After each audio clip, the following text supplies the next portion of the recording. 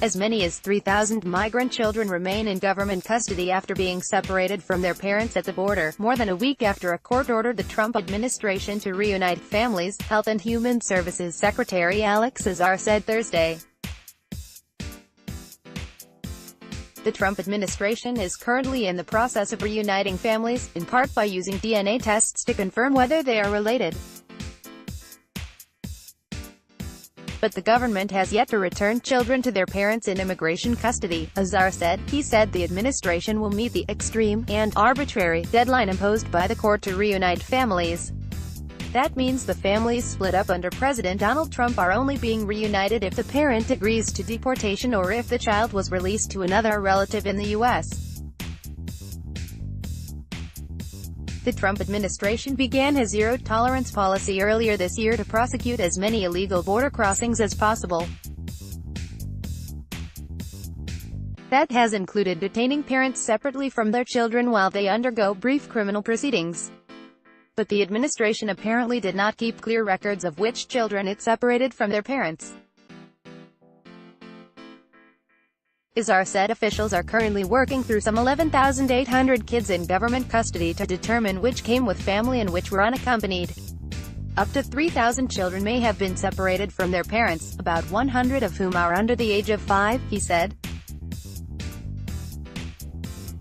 That number is higher than the one the government previously cited for how many kids have been split from their families. Some of those children were separated before Trump's zero-tolerance policy began, or may have been split up from their parents when they were apprehended, Azar said. Government officials know where every child is and that they are being taken care of, Azar said. Azar said the administration will use every minute of every day to confirm the parentage of children and to make sure they have a suitable caretaker. He said the court order limits the government's ability to do its typical screening process. He implied that quickly reuniting children with their parents could put them in danger, mentioning 2 instances of parents who were found to have criminal records including child cruelty, rape and kidnapping.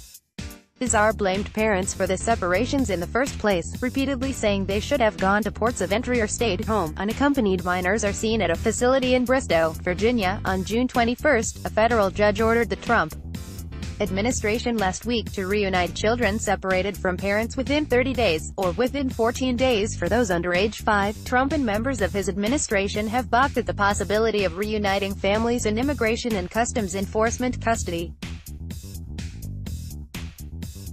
Under a separate court order, children cannot be detained for more than about 20 days. The administration is now fighting in court for the ability to indefinitely detain kids with their parents. Azar said that order requires the government to break families apart after 20 days by releasing children from ICE custody. But it doesn't require family separation. That's the case only if the government refuses to release parents with their children, as it has in the past.